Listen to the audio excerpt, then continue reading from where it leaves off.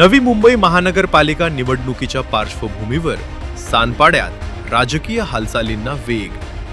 मिलिंद सूर्यराव यांचा भाजपला संपूर्ण पाठिंबा.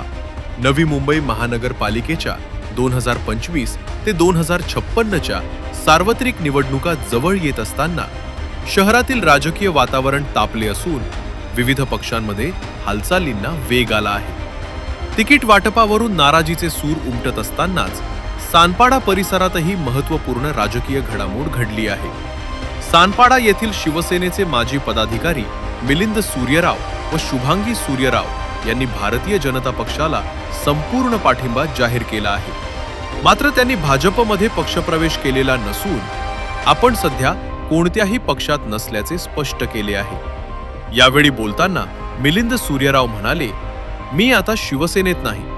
सध्याच्या शिवसेनेच्या उमेदवारांविरोधात माझी ठाम भूमिका आहे. त्या उमेदवारांना पराभूत करण्याच्या उद्देशानं सानपाडा परिसरातून मी भारतीय जनता पक्षाला संपूर्ण पाठिंबा देत आहे. सानपाडा प्रभाग क्रमांक 19 मधील भाजपचे उमेदवार भाऊ भास्कर, सुनील कुरकुटे, शैला पाटील व शिल्पा ठाकूर यांच्या प्रचाराला या पाठिंब्यामुळे स्थानिक पातळीवर सहकार्य मिळणार असल्याचे सांगण्यात आले. यावेळी भाजपचे पदाधिकारी व कार्यकर्ते मोठ्या संख्येनं उपस्थित होते. आगामी महापालिका निवडणुकांच्या पार्श्वभूमीवर सानपाडा विभागातील ही भूमिका चर्चेचा विषय ठरत असून पुढील काळात येथील राजकीय घडामोडींवर सर्वांचे लक्ष लागले आहे. आम्ही पक्षविरोधी काम करत नाही. माझा राजकारणाशी कुठलाही काडीमात्र संबंध नाही. आम्ही समाजसेवा करणारे आहोत. गेली 15-20 वर्ष त्या सानपाडा विभागामध्ये मी आणि माझी पत्नी दोघंही समाजकारणातून आम्ही वेगवेगळे उपक्रम या ठिकाणी राबवत होतो. मी माझ्या कामाची यादी तुम्हाला मी सुपूर्द करेन. जे नगरसेवकांना जी कामं झाली नाहीत ती आम्ही प्रत्यक्ष रस्त्यावर उतरून ती कामं करण्याचा प्रयत्न केला. वेळोवेळी आम्ही शिवसेना या पक्षाकडे माझ्या पत्नीसाठी आपण मागणी केली होती. मागच्या 15 वर्षापूर्वी सुद्धा शुभांगी सूर्यरावला पक्षाने एबी फॉर्म दिला होता आणि 3 वाजता एबी फॉर्म रद्द करून तिसऱ्या व्यक्तीला त्या ठिकाणी उमेदवारी दिली. त्यावेळेस आम्ही वरिष्ठांना सांगितलं होतं, शुभांगीने सांगितलं होतं वरिष्ठांना की आम्ही एक वार्ड सोडून ज्या ठिकाणी तुम्ही ज्यांना तिकीट दिलं ते वार्ड सोडून आम्ही 3 ठिकाणी आम्ही काम करू. आणि 3ही ठिकाणी काम करताना सोमनाथ वास्कर असेल, त्याची बायको कोमल वास्कर असेल, रामचंद्र पाटील असेल, त्या तिघांचंही काम आमच्या सर्व मंडळीने घरोघरी जाऊन केलं. त्यावेळेला रामचंद्र पाटीलची मुलगी रुचा पाटील निवडून आली. कोमल वास्कर फक्त 60 मतांनी निवडून आली. सोमनाथ वास्कर 110 मतांनी निवडून आला. जर सूर्यराव कुटुंबियांनी, शुभांगी सूर्यराव, आम्ही आमच्या सगळ्या पदाधिकाऱ्यांनी जर त्यावेळेला यांच्या विरोधात काम केलं असतं तर हे नगरसेवक झाले असते का? कारण पहिल्या निवडणुकीत तर मी यांना खिशातून मदत केली होती, पैशासहित. काही नव्हतं यांच्याकडे काहीही नव्हतं. त्यावेळेला आमच्या सर्वसामान्य सगळ्या लोकांनी त्यांना पैशासहित मदत केली. दिलेले पैसे उपकार काढू नयेत, पण ही परिस्थिती सांगायची एक आहे की यांना प्रत्येक वेळेला आम्ही मदत केली. आम्ही तो करताना यांना निवडणुकीत मदत केली. आणि आता जेव्हा आमची वेळ आली, आमची कामं जी आहेत, शिवाजी महिला मंडळाच्या माध्यमातून महिलांना सक्षमीकरण करणं, त्यांच्या पायावर उभे राहण्यासाठी विविध उपक्रम राबवणं, हे उपक्रम शुभांगी सूर्यरावने वेळोवेळी घेतले. गेली 20-25 वर्ष त्यांनी सेवा केली. आणि जेव्हा आता उमेदवारीची वेळ आली तेव्हा हे सोमनाथ वास्कर दुसऱ्या पक्षात होते. ते विरोधी पक्षात काम करत होते. अनेक वरिष्ठ नेत्यांना शिवीगाळ करत होते. अनेक लोकांना आमचा त्रास देत होते. त्यावेळेला आम्ही कार्यकर्त्यांची बाजू घेणं किंवा समोर एखादा त्रास होत्याची बाजू घेणं चूक आहे का? ही चूक जर पक्ष बांधणीसाठी चुकीची असेल म्हणून आम्हाला तिकीट दिलं नाही का, हा प्रश्न आहे.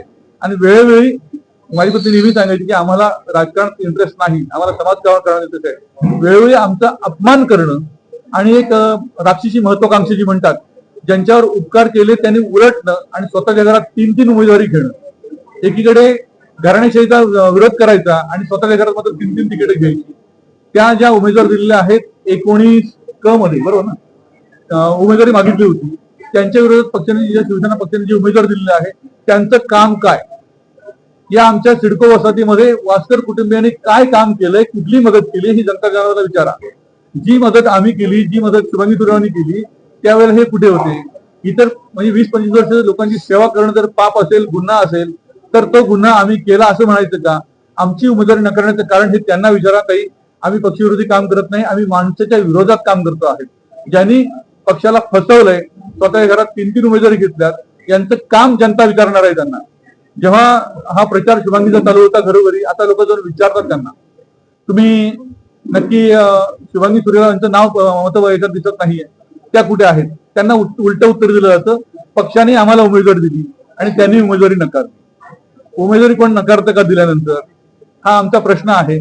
मला एकच लोकांना आव्हान करायचं आहे की यांच्या फॅमिलीने असं कोणतं काम केलं, इतकं किती मोठी समाजसेवा केली की यांच्या घरात 3-3 उमेदवार दिली गेली.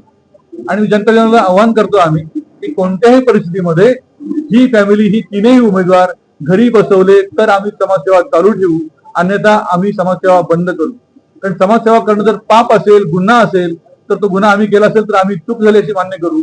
पण हे 3ही उमेदवार घरी बसवण्यासाठी मी सर्वांना आवाहन करतोय. आज मोठ्या संख्येने या ठिकाणी लोक उपस्थित आहेत.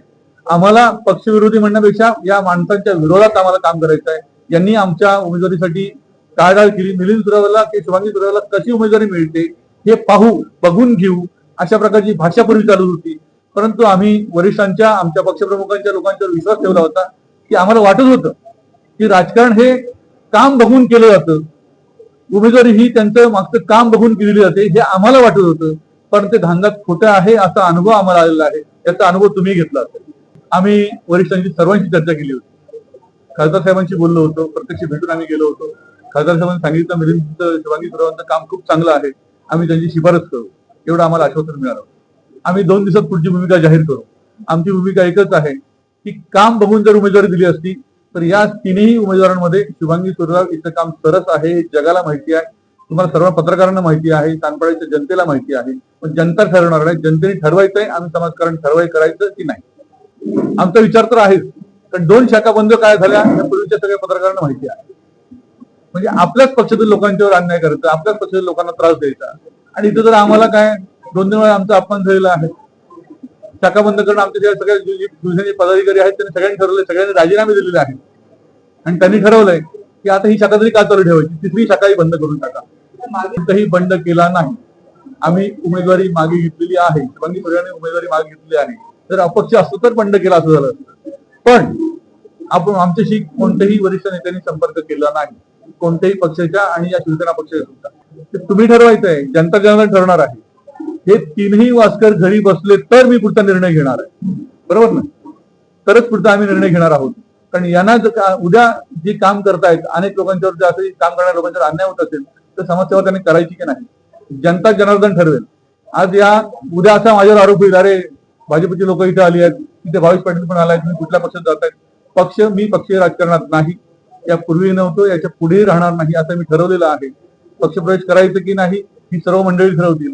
पण राजीनामे मात्र सगळ्यांच्या या ठिकाणी प्राप्त झालेले आहेत. तुमच्याकडे ठेवा. हे आमचे उपविभाग प्रमुख आहेत, आमचे उपसर्व, आज आमची सगळी मंडळी जी आहे नोकरी धंद्याची मंडळी आहे, कोण वकील आहे, कोण आहे. त्यामुळे आज ते अचानक मिटिंग लावल्या कारणाने ते लोक आज उपस्थित राहू शकले नाही. पण राजीनामा पत्र मात्र सगळ्यांनी दिलेले आहेत. एकही पदाधिकारी यापुढे पक्षाचं काम करणार नाही. हे जे आहे हे 3 उमेदवार दिले त्यांच्या विरोधात काम करायचं ठरलेलं आहे.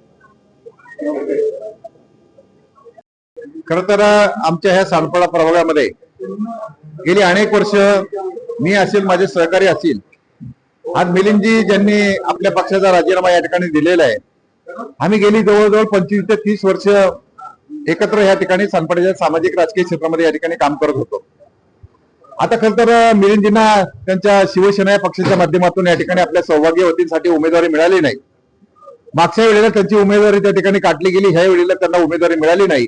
आणि पक्षाच्या माध्यमातून एकाच घरामध्ये 3-3 कॅन्डिडेटला या ठिकाणी उमेदवारी देण्यात आली. त्यामुळे त्यांची नाराजी असणं या ठिकाणी साहजिक आहे.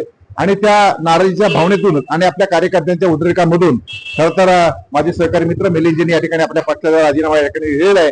खर तर आमच्यासाठी ती एक अतिशय आनंदाची गोष्ट आहे. नाही, आता त्यांनी आम्हाला तसं काही कळवलेलं नाही, आम्हाला अजून तसं काही या ठिकाणी माहिती नाही. परंतु ते आमचे मित्र आहेत. निश्चितच अतिशय चांगल्या प्रकारच्या ह्या सानपाड्याच्या हितासाठी आणि सानपाड्याच्या नागरिकांच्या हितासाठी अतिशय चांगल्या प्रकारचा निर्णय ते लवकरात लवकर घेतील अशा प्रकारची आम्ही आशा या ठिकाणी बाळगून आहोत.